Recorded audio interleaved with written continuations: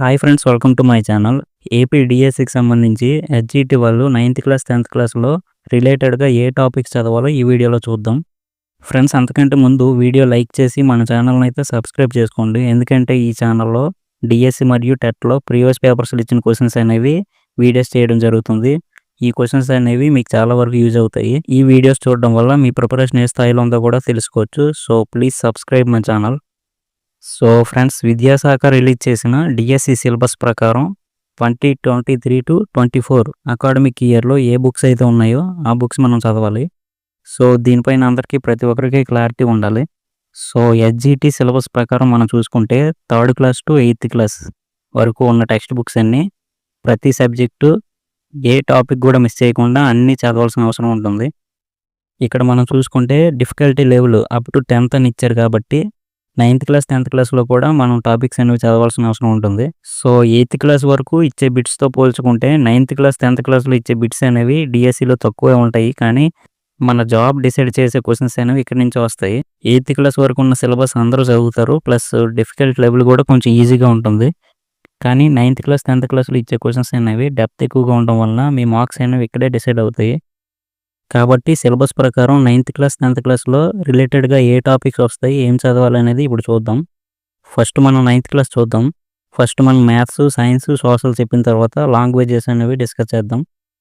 So 9th class maths 2 సెమిస్టర్లు ఉన్నాయి. Sem 1లో మనం చూసుకుంటే చాప్టర్ 1 సంఖ్యామానం సిలబస్లో మెన్షన్ చేశారు కాబట్టి సంఖ్యామానం చెయ్యాలి. బహుపదులు కూడా సిలబస్లో ఉంది కాబట్టి బహుపదులు చేయాలి. నిరూపక జ్యామితి అనేది సిలబస్లో ఎక్కడ మెన్షన్ చేయలేదు, కానీ జ్యామితికి సంబంధించిన రిలేటెడ్ టాపిక్ కాబట్టి ఈ నిరూపక జ్యామితి కూడా చేయాలి. తర్వాత 2 చరరాశుల్లో రేఖీ సమీకరణాలు ఇది కూడా చేయాలి. తర్వాత టాపిక్ యూక్లిడ్ జ్యామితి, ఇది ఎక్కడ మెన్షన్ చేయలేదు కాబట్టి రిలేటెడ్ టాపిక్ కాదు, కాబట్టి ఇది స్కిప్ చేయొచ్చు. తర్వాత రేఖలు, కోణాలు, గణితంలో నిరూపణలు ఈ 2 చేయాల్సిన అవసరం ఉంటుంది. సెమ్ 2 విషయానికి వస్తే త్రిభుజాలు, చతుర్భుజాలు, వృత్తాలు, హెరెన్ సూత్రం, ఉపరితల వైశాల్యాలు, ఘన పరిమాణాలు, సాంఖ్యక శాస్త్రం ఇవన్నీ ఖచ్చితంగా అన్ని రిలేటెడ్ టాపిక్సే కాబట్టి సెమ్ 2లో అన్నీ చేయాల్సిన టాపిక్సే ఉన్నాయి.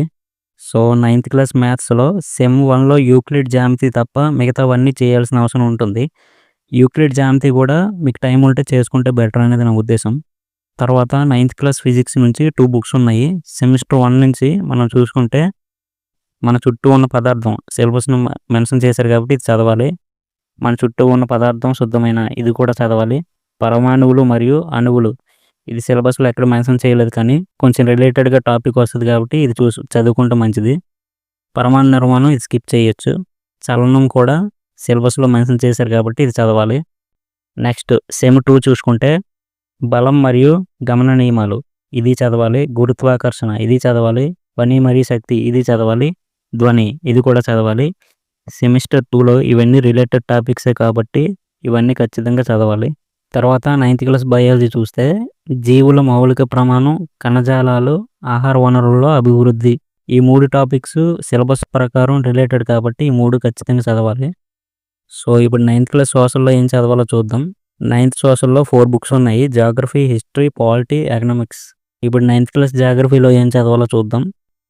భారతదేశం పరిమాణం మరియు ఉనికి, భారతదేశ భౌగోళిక స్వరూపాలు, నీటిపారుదల, శీతోష్ణ స్థితి, సహజ వృక్ష సంపద మరియు వన్యప్రాణులు, జనాభా ఇవన్నీ సిలబస్ రిలేటెడ్ కాబట్టి ఇవన్నీ ఖచ్చితంగా చదవాలి. సో 9th క్లాస్ జాగ్రఫీలో అన్ని టాపిక్స్ ఇంపార్టెంట్ కాబట్టి అన్నీ చదవాలి.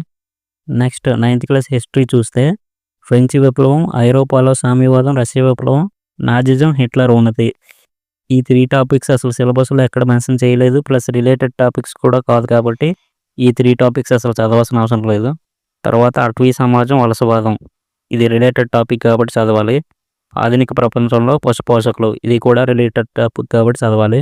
సో 9th క్లాస్ హిస్టరీలో లాస్ట్ 2 టాపిక్స్ చదివితే సరిపోతుంది. నెక్స్ట్ 9th క్లాస్ పాలిటీ చూస్తే ప్రజాస్వామ్యం అంటే ఏమిటి, ప్రజాస్వామ్యం ఎందుకు ఇది రిలేటెడ్ కాబట్టి చదవాలి. రాజ్యాంగ రూపకల్పన ఇది కూడా చదవాలి. ఎన్నికల రాజకీయాలు ఇది కూడా చదవాలి. సంస్థల పనితీరు, ప్రజాస్వామ్య హక్కులు ఈ 9th క్లాస్ పాలిటీలో అన్ని రిలేటెడ్ టాపిక్సే కాబట్టి అన్ని ఖచ్చితంగా చదవాలి. నెక్స్ట్ 9th ఎకనామిక్స్ చూస్తే పాలంపూర్ గ్రామ కథ ఇది అసలు అవసరం లేదు. వనరుగా ప్రజలు ఇది రిలేటెడ్ కాబట్టి చదవాలి. ఒక సవాలుగా పేదరికం అనేది రిలేటెడ్ టాపిక్ కాబట్టి ఇది కూడా చదవాలి. భారతదేశంలో ఆహార భద్రత ఇది కూడా చదవాలి. సో 9th ఎకనామిక్స్‌లో ఫస్ట్ చాప్టర్ స్కిప్ చేసి మిగతా 3 చదవాలి. ఇప్పుడు 9th క్లాస్ తెలుగు ఏం చదవాలో చూద్దాం. ఫ్రెండ్స్ మనం 8th క్లాస్ వరకు కంటెంట్ అనేది చదువుతాం కానీ 9th క్లాస్, 10th క్లాస్‌లో కంటెంట్ చదవాల్సిన అవసరం లేదు. 9th క్లాస్ తెలుగులో కవి పరిచయాలు చదవాలి. కవి పరిచయాలతో పాటు లెసన్ అయిపోయిన తర్వాత వ్యాకరణాంశాలు ఇస్తారు కదా, అవి కూడా చదవాలి.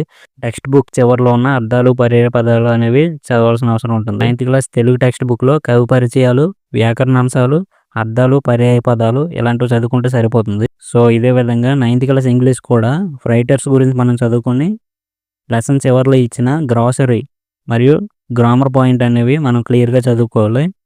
ఇంగ్లీష్ టెక్స్ట్ బుక్‌లో కంటెంట్ అనేది అసలు చదవాల్సిన అవసరం లేదు కాబట్టి గ్రామర్ పాయింట్ అనేది చాలా ఇంపార్టెంట్. సో 9th క్లాస్‌లో రిలేటెడ్‌గా ఏం చదవాలో చూసాం. ఇప్పుడు 10th క్లాస్ చూద్దాం. 10th క్లాస్ మ్యాథ్స్ చూద్దాం. మ్యాథ్స్‌లో 14 టాపిక్స్ ఇచ్చాడు. ఇక్కడ చూస్తే వాస్తవ సంఖ్యలు సిలబస్ రిలేటెడ్ కాబట్టి చెయ్యాలి. సమితులు అనేది అవసరం లేదు. బహుపదులు అనేది రిలేటెడ్ కాబట్టి చెయ్యాలి. 2 చరరాశుల్లో రేఖీ సమీకరణాల జత ఇది కూడా చెయ్యాలి. వర్గ సమీకరణాలు ఇది కూడా చెయ్యాలి.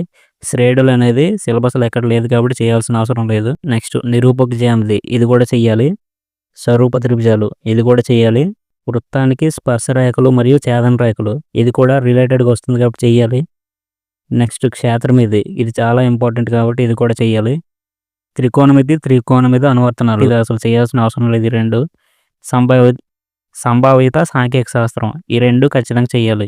సో ఫ్రెండ్స్ 10th క్లాస్ మ్యాథ్స్‌లో సమితులు, శ్రేణులు, త్రికోణమితి అనువర్తనాలు ఇవి తప్ప మిగిలినవన్నీ ప్రాక్టీస్ చేయాలి. So next 10th class physics చూద్దాం. ఉష్ణం ఇది చదవాలి. ఆమ్లాలు, క్షారాలు, లవణాలు చదవాలి. సమతల ఉపరితలాల వద్ద కాంతి వక్రీభవనం చదవాలి. వక్రతలాల వద్ద కాంతి వక్రీభవనం చదవాలి. మానవుని కన్ను, రంగుల ప్రపంచం ఇది కూడా సిలబస్ రిలేటెడ్ చదవాలి. ఫ్రెండ్స్ పరమాణు నిర్మాణం, మూలకాల వర్గీకరణ, ఆవర్తన పట్టిక ఈ 2 సిలబస్‌లో ఎక్కడ మెన్షన్ చేయలేదు కానీ మనకు సబ్జెక్ట్ ఎక్కడైనా రిలేటెడ్‌గా వస్తే ఒకవేళ క్వశ్చన్స్ అడిగితే అడగొచ్చు కాబట్టి ఈ 2 చూసుకుంటే మంచిదనేది నా ఒపీనియన్. రసాయన బంధం చదవాలి. విద్యుత్ ప్రవాహం కూడా రిలేటెడ్ కాబట్టి చదవాలి. విద్యుత్ అయస్కాంతం, లోహ సంఘర్షణ శాస్త్రం, కార్బన్ దాని సమ్మేళనాలు ఇవన్నీ రిలేటెడ్ టాపిక్సే కాబట్టి ఖచ్చితంగా ఇవన్నీ చదవాల్సిన అవసరం ఉంటుంది. 10th క్లాస్ ఫిజిక్స్‌లో 6th మరియు 7th టాపిక్ మినహా మిగతావన్నీ ఆల్మోస్ట్ చదవాల్సినవే. పరమాణు నిర్మాణం, మూలకాల వర్గీకరణ, ఆవర్తన పట్టిక కూడా మనకు టైం ఉంటే చదువుకుంటే మంచిది. నెక్స్ట్ 10th క్లాస్ బయాలజీ పోషణ, ఆహార సరఫరా వ్యవస్థ, శ్వాసక్రియ, శక్తి ఉత్పాదక వ్యవస్థ, ప్రసరణ, పదార్థ రవాణా వ్యవస్థ, విసర్జన, వ్యర్థాల తొలగింపు వ్యవస్థ, నియంత్రణ, సమన్వయ వ్యవస్థ, ప్రత్యుత్పత్తి, జీవక్రియల్లో సమన్వయం, అనువంశికత, మన పర్యావరణం, మన బాధ్యత, సహజ వనరులు. ఫ్రెండ్స్ ఈ 10 టాపిక్స్ అన్నీ ఇంపార్టెంట్ కాబట్టి అన్నీ చదవాలి. ఎందుకంటే 3rd క్లాస్ నుంచి 9th క్లాస్ వరకు ఉన్న బయాలజీ టాపిక్స్ అన్నీ సిలబస్ మొత్తం ఈ ఒక్క బుక్‌లోనే కవర్ చేశారు. ఈ టాపిక్స్ అన్నీ సిలబస్ రిలేటెడ్ కాబట్టి ఖచ్చితంగా అన్నీ చదవాలి. 10th క్లాస్ తెలుగులో కవి పరిచయాలతో పాటు పాత్రలు, ఇతివృత్తాలు, తర్వాత లెసన్స్‌లో వచ్చిన సందర్భాలు ఇవి కూడా వీలుంటే చదువుకుంటే మంచిది. కానీ లెసన్ చివరిలో ఇచ్చిన గ్రామర్ పాయింట్ అనేది చాలా ఇంపార్టెంట్. సో తెలుగు మరియు ఇంగ్లీష్ టెక్స్ట్ బుక్స్‌లో కవి పరిచయాలు మరియు గ్రామర్ పాయింట్ అనేది చాలా ఇంపార్టెంట్. సో ఇవన్నీ ఖచ్చితంగా చదవాలి.